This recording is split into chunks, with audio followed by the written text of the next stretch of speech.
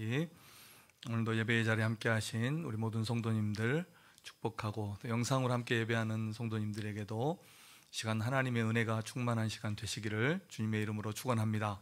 우리 옆 사람과 서로 인사하겠습니다. 전도는 사랑입니다.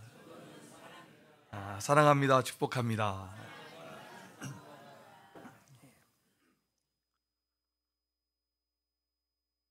전도가 쉽지 않은 이유가 있습니다. 여러 가지가 있는데, 요즘 시대에 이제 교회와 그리스도인 성도들의 이미지가 이렇게 많이 실추되어 있기 때문에 그렇습니다. 부정적인 인식이 매우 높아졌습니다. 그래서 전도가 어렵게 느껴집니다. 매스컴의 영향이기도 하고, 또 교회를 많이 다녀봤기 때문에 사람들이 거기에서 상처를 입은 사람들이 이제 많습니다. 그리고 또 실제적으로 삶에서 성도의 부조리를 경험했다든지, 교회의 잘못된 모습들을 보았다든지, 이런 경험들이 이제 교회와 전도를 싫어하게 이제 됩니다. 이런 부정적인 여론이 높아지면 전도가 어렵습니다. 그리고 현대 사회는 세상은 갈수록 더 세속화되어 갑니다. 그리고 다양한 종교, 다양한 가치관이 있기 때문에 전도가 어렵습니다. 이런 환경에서 기독교만이 절대 진리다, 이렇게 말하는 것은 사람들이 좀처럼 받아들이기가 쉽지 않다 하는 겁니다. 요즘 사람들은 특히 자기 주장이 뚜렷하죠. 그리고 누가 자기의 삶을 터치하는 것을 싫어합니다. 그리고 힘들다 그렇게 말해도 세상은 넓고 할 일은 많고 또 즐길 일도 많은 것은 사실입니다. 그래서 여기에 교회의 시간을 빼앗기고 싶지 않은 겁니다. 어떤 분이 그렇게 말씀하셨다고 그래요. 전도 대상자가, 난 너같이 될까 봐 교회 다니기 어렵다, 이렇게 말을 했다고 합니다. 그리고 전도에 대한 그 오해와 부담감도 전도가 어렵게 느껴지는 겁니다. 전도에 대한 그 본질에 대한 오해가 있습니다. 단순히 교회의 사람 또 많이 수를 채우려고 하는 것이 아니냐, 이런 오해, 그리고 그 순수한 목적이 아닌, 영혼 구원의 목적이 아닌 다른 목적을 가지고 전도하는 것이 아니냐, 이런 오해와 또 그런 오해에 대한 부담을 우리가 가지고 있기 때문에 전도가 어렵게 이렇게 느껴집니다. 그런데 이런 문제는 꼭 오늘날 현대의만의 문제는 아닌 것 같습니다. 오늘 본문을 보면 우리가 알 수 있습니다.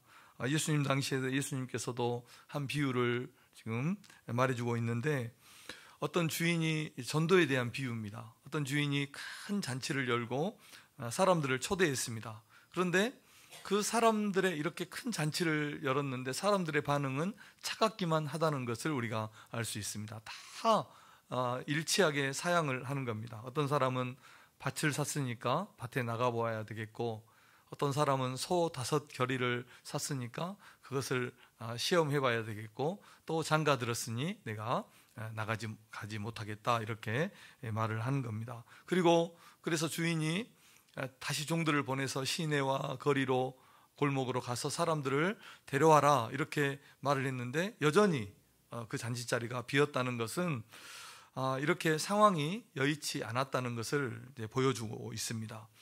이렇게 상황이 우리를 도와주지 않고, 그리고 어려운데도 우리가 계속해서 전도해야 될까요?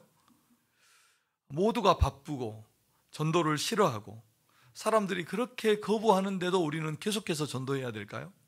오늘 성경은 그렇다고 말씀을 합니다. 그래도 계속해서 전도하고 권면하라고 말씀을 하고 있습니다. 자, 우리가 이렇게 그래도 전도해야 된다면 전도하는 것은 당연히 해야 되는 것이고, 어떻게 전도해야 될 것인가를 오늘 이 비유의 말씀을 통해서 3가지로 생각해 보고자 합니다. 첫째는 이제 초대하라, 초청하라, 이렇게 말씀을 하고 있습니다. 16절을 함께 읽어보겠습니다. 시작. 이르시되 어떤 사람이 큰 잔치를 베풀고 많은 사람을 청하였더니. 아멘. 많은 사람을 초청했다는 겁니다. 이 비유에서 우리가 가장 먼저 확실하게 하고 넘어가야 할 것이 있습니다. 이 비유지만 이 잔치로의 초대는 이 하나님께서 천국으로 우리를 초청하는 것을 비유로 말씀하고 있다는 것입니다. 천국으로 구원으로 사람들을 초대하고 있다는 그런 사실을 이 비유로 말해주고 있는 것입니다. 우리는 이 이유 하나만으로도 하나님께서 우리를 사람들을 천국의 잔치로 구원으로 초청하고 있다는 이 이유 하나만으로, 이 사실 하나만으로도 우리는 이 잔치에 또 이 교회로 하나님의 뜻을 받들어서 사람들을 초청해야 하는 것입니다. 더욱이 우리는 이 일 때문에 영혼을 구원하고 또 사람들을 천국으로 초청하는 이 일 때문에 하나님께서 우리를 사명자로 삼아주시고 일꾼 삼아주셨다는 사실을 우리는 꼭 기억해야 됩니다. 그래서 우리에게 하나님이 사명 주시고 전도의 책임을 주셨다는 것을 우리가 안다면 우리는 반드시 전도를 해야 된다는 것입니다. 그리고 많은 사람들이 이 초청을 사양하고 거부하고 이 초청을 받아들이지 않지만 우리가 나가서 전도하고 사람들을 초대하면 반드시 사람들 중에는 이 초대에 응답할, 이 초대에 응하는 그런 영혼이 있다는 사실은 그래서 우리가 전도해야 된다는 것을 우리가 꼭 기억해야 됩니다. 그래서 우리는 도리어 어떻게 해야 됩니까? 거절을 많이 당해야 됩니다. 거절을 많이 당해야 그 안에서 수용하는, 그것을 받아들이는 사람이 있다는 것을 우리는 발견하게 되기 때문입니다. 아무것도 하지 않으면 정말로 아무 일도 일어나지 않는 것입니다. 한 영혼 전도하기 이렇게 하니까 딱 한 영혼만 작정을 해요. 그리고 전도합니다. 그리고 안 되면 어떻게 해요? 낙심하고 포기합니다. 그런데요, 우리가 완벽하려고 하지 말고 조금 부족해도 어떻게 하면 됩니까? 하면 되는 겁니다. 더 많은 영혼들을 우리가 작정하고 더 많은 영혼들을 전도하면 좀 부족해도, 완전하지 않아도, 완벽하지 않아도 할 수 있다는 것입니다. 피카소의 그림이 1000점이 넘는다고 해요, 나와 있는 세상에. 그런데 우리가 알고 있는 것은 불과 몇 개죠. 몇 개일 뿐입니다. 그 피카소가 명작 하나하나를 남기기 위해서 얼마나 많은 실패를 했을까요? 얼마나 많은 그림이 버려졌을까요? 우리가 상상할 수 없을 것입니다. 에디슨이 전구를 발명하기 위해서 1000번을 실패했느니 10,000번을 실패했느니 이런 일화가 있잖아요. 얼마나 많은 실패를 했습니까? 에디슨과 함께 같이 전구를 연구하던 그 조수가 너무 많이 수천 번을 실패하니까 이렇게 한번 불만을 터뜨렸어요. 그때 에디슨이 이렇게 말을 했다고 합니다. 우리는 그동안 큰 발전을 해왔습니다. 그리고 많은 것을 배웠습니다. 다만 전구를 만드는데 이렇게 해서는 안 된다는 방법 1000가지를 우리는 배운 것뿐입니다. 이렇게 말을 했다고 합니다. 그러니까 실패를 많이 할수록 성공에 더 가까워지고 실패를 많이 해야 성공의 기쁨을 알 수 있다는 것입니다. 실패를 통해서 우리가 더 단단해지고 또 성장해 가는 것입니다. 그런데 실패가 두려워서, 거절이 두려워서 우리가 시도하지 않는다면, 도전하지 않는다면 성장도 없고 열매도 없다는 것입니다. 그러므로 우리는 사람들을 어떻게 해야 됩니까? 하나님의 교회로, 구원으로, 하나님께로 초청하는, 초대하는 우리 성도님들이 되어야 할 줄로 믿습니다. 말하지 않으면 모릅니다. 우리의 마음에 어떤 것을 담고 있어도 그것을 말하지 않으면 모른다는 것입니다. 오지 않는 것입니다. 전하는 자가 없는데, 초청하는 사람이 없는데 어떻게 스스로 그것을 듣고 나올 수가 있겠습니까? 있을 수 없는 일이죠. 제가 지난주에 이제 전도 대상자를 만났습니다. 만나서 식사를 합시다 하니까 안 하겠다는 거예요. 왜 식사를 안 하냐? 그러니까 교회에 오자고 할까 봐서 안 한대요.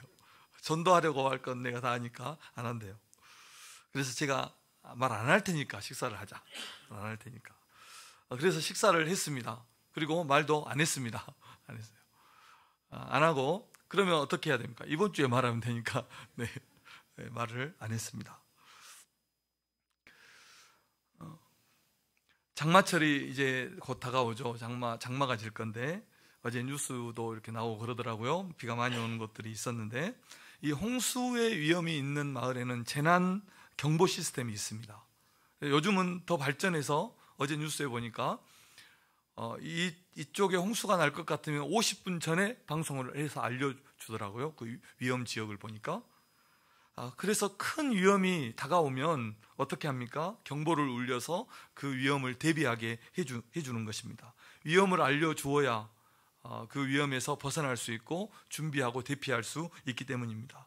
구원의 복음도 누군가 알려줄 때, 대비를 말해줄 때 그들이 알고 피할 수 있는 것입니다. 사람들은 우리가 초청해야 그들이 올 수 있는 최소한의 길을 열어주는 것입니다.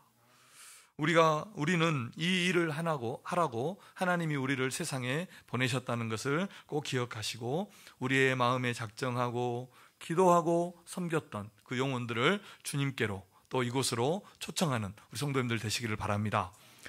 두 번째로 우리는 데려와야 됩니다. 데려오라고 오늘 본문이 말씀하고 있습니다.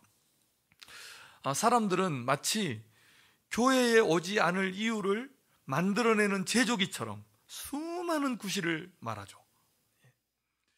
제 VIP처럼 아예 이 말할 기회도 주지 않아요.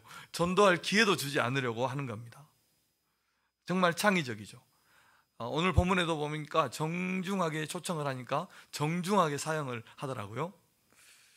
그런데 오늘 18절 이하에 이 사람들의 여러 가지 핑계들을 우리가 이제 볼 수 있는데, 사람들은 그렇습니다.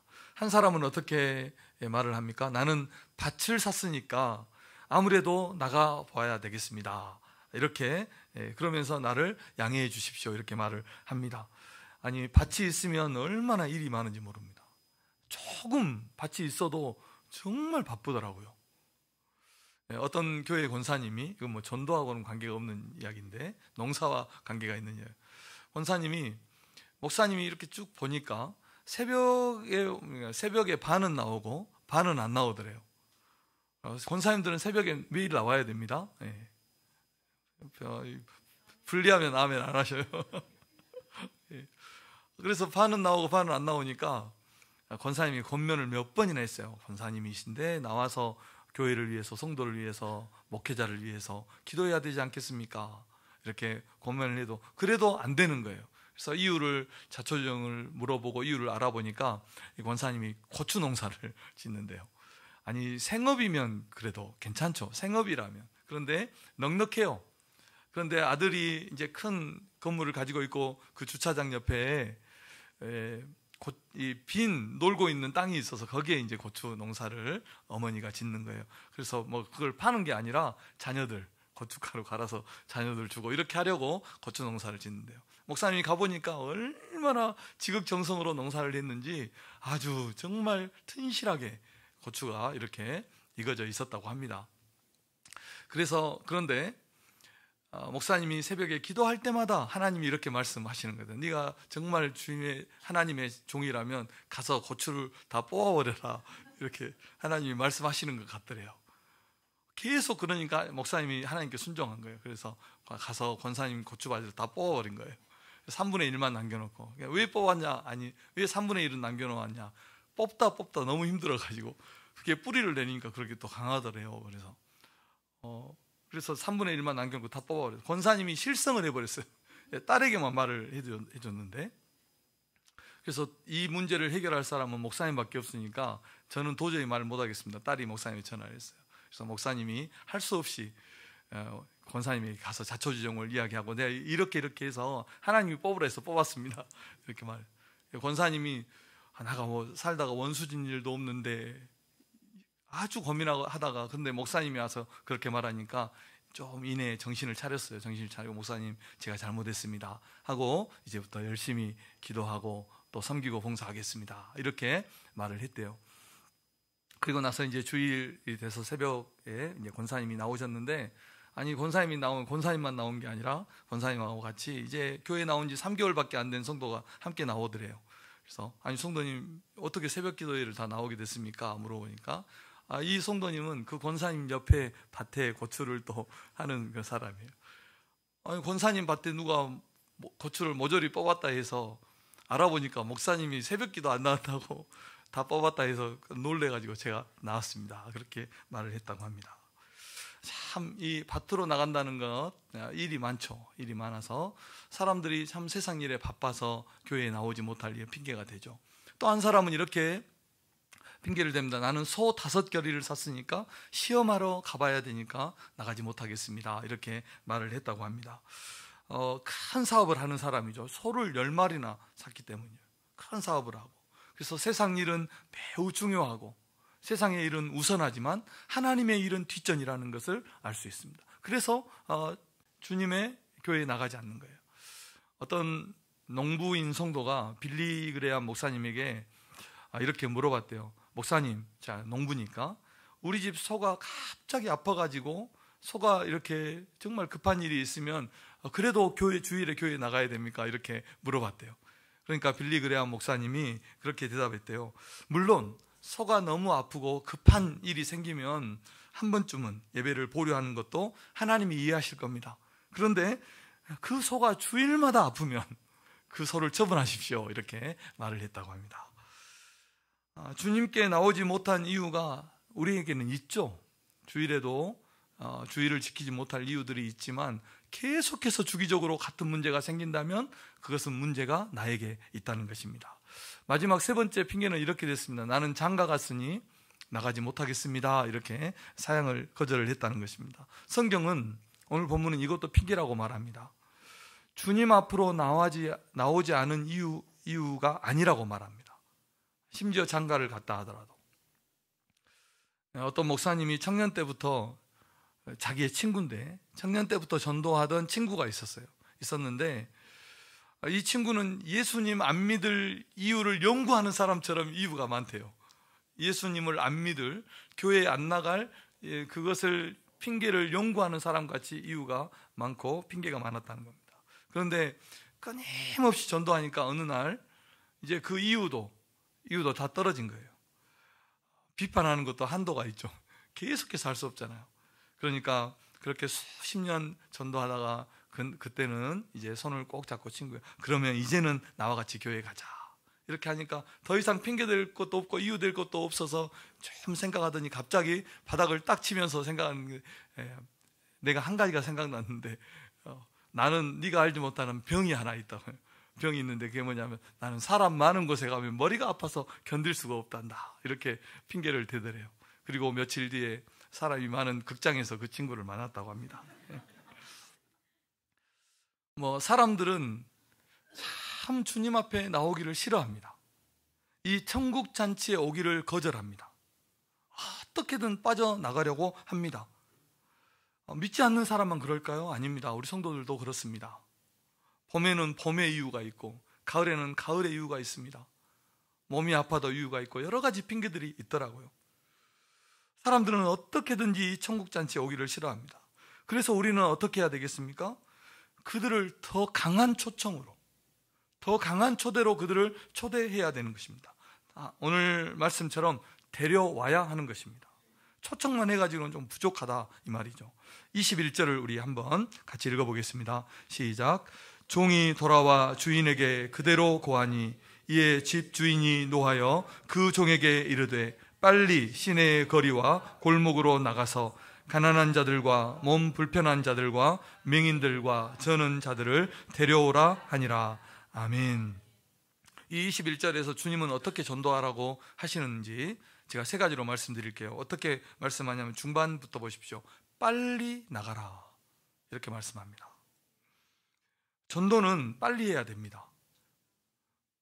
영혼을 구원하는 일은 긴박해야 됩니다. 긴박성이 있어야 됩니다. 생명을 살리는 일은 긴급한 일입니다. 미뤄서는 안 되는 것입니다. 그래서 전도는 어떤 일보다 시급하고 중요한 일이라는 것을 우리가 꼭 기억하고 주님이 말씀처럼 빨리 나가서 전도하는 우리 성도님들 되시기를 바랍니다. 언제까지 기회가 주어질 것으로 생각하지 마십시오. 우리가 주님을 믿는다면, 성경을 믿는다면 언제까지 영혼들에게 기회가 주어질 거라고 생각하지 마십시오. 오늘이, 이번이 마지막 기회일 수 있습니다. 그렇지 않습니까? 주님은 도둑같이 오시는 겁니다.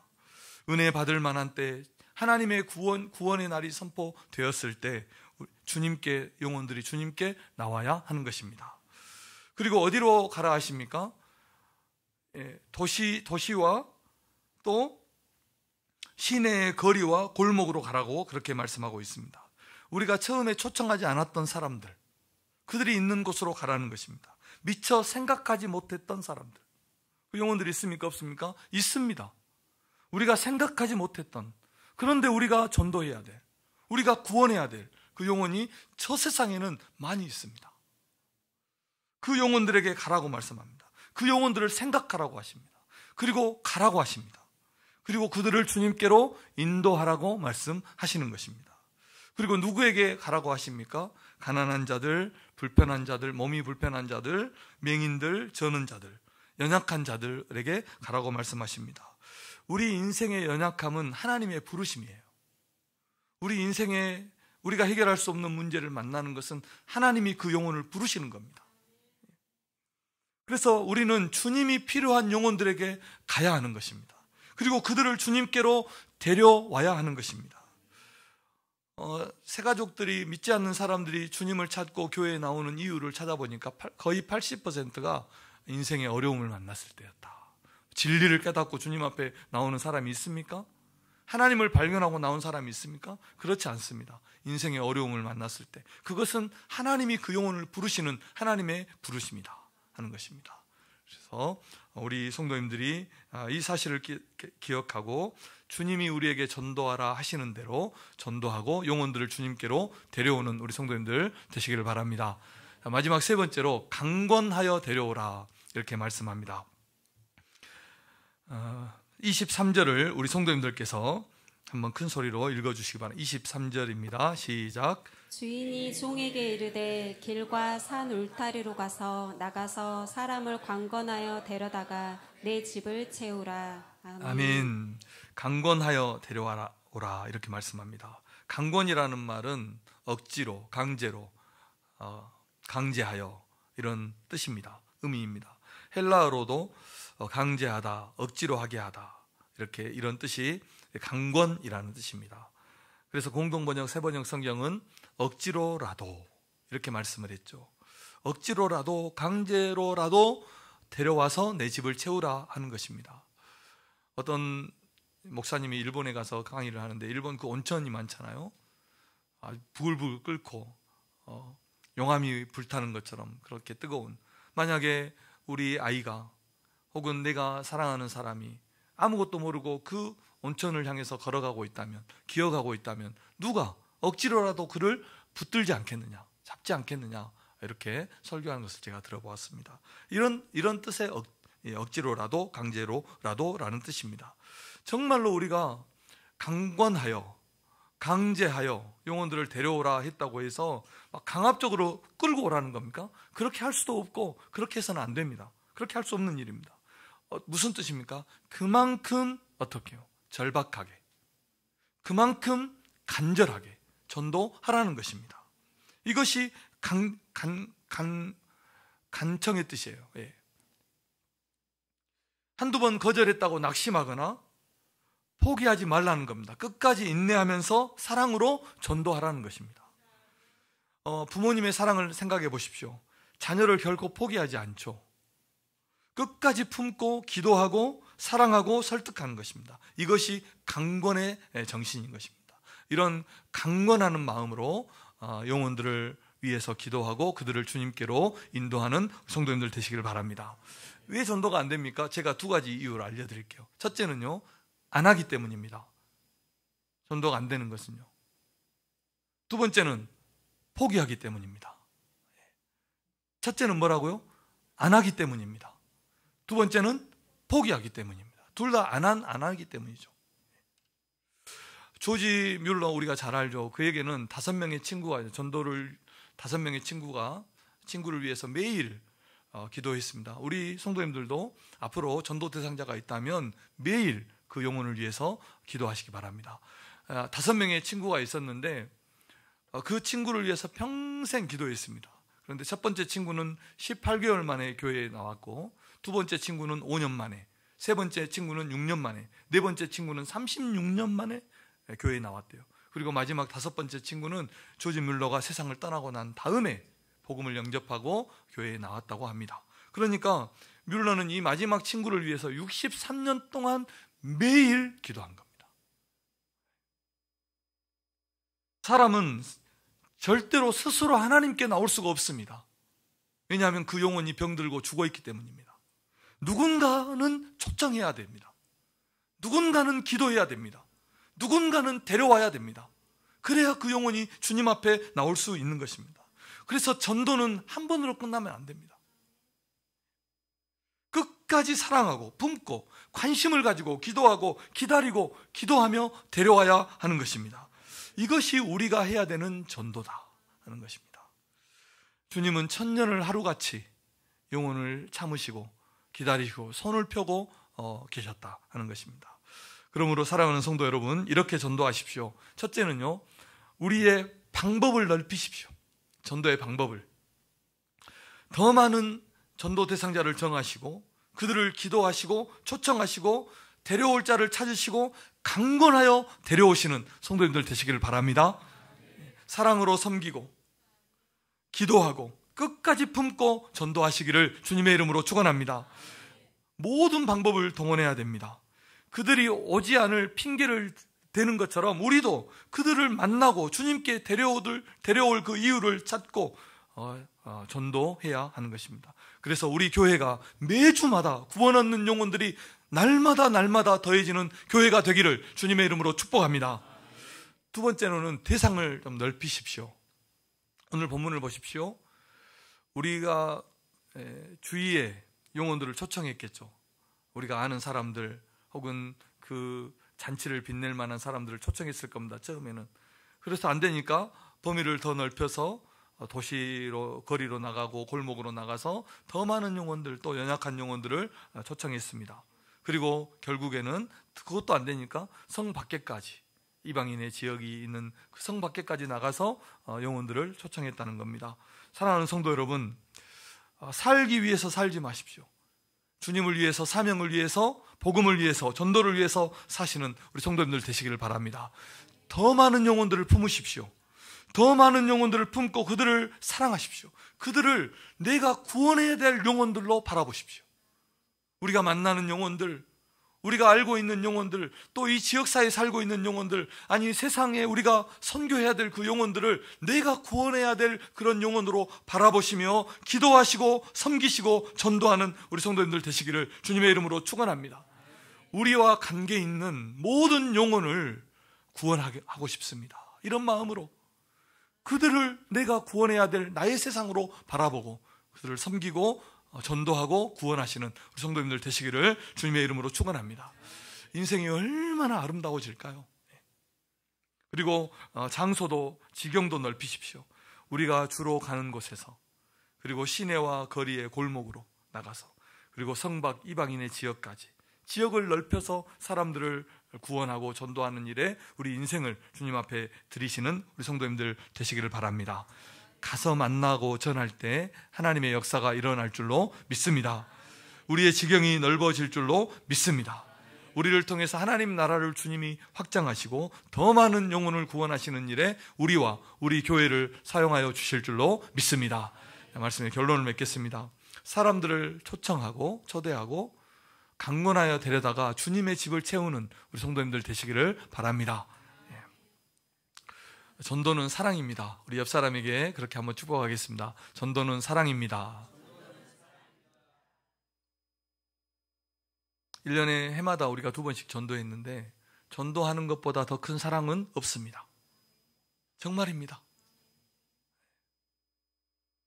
그런데 전도 축제를 하고 전도를 할 때마다 제가 느끼는 것이 있습니다. 우리의 사랑이라는 것이 너무나 사랑이 없거나 사랑이 너무 낮거나 얕다 하는 생각이 듭니다. 목사지만 저도 전도축제 다가와야 전도해요. 이런 사랑을 가지고 무슨 전도를 하고 영혼을 살릴 수 있을까 하는 생각이 듭니다. 정말 영혼에 대한 관심이 있는가라는 의문이 들기도 합니다. 그러면서 우리가 주님의 일을 한다, 주님을 섬긴다, 이런 말을 할 수 없을 지경입니다. 그런데 이런 우리라도, 이런 나라도 하나님의 말씀을 따라서 전도하면서 얻는 유익이 얼마나 많은지 모릅니다. 순종하면서 우리의 믿음이 더 확실해지고 우리의 믿음이 성장하게 됩니다. 전도하면서 하나님의 마음을 깨닫게 돼요. 그 영혼을 향해, 영혼을 바라보면서, 영혼을 위해서 기도하면서, 영혼을 기다리면서 하나님의 마음이 어떠하실까? 하나님의 마음을 알게 됩니다. 그리고 우리의 사명을 다시 한번 확인하게 됩니다. 우리가 이 땅을 살아가는 이유가 무엇인지를, 사명을 확인하고 또 전도를 실천하면서 사랑도 없는 사랑이 생겨나요. 실천하면서.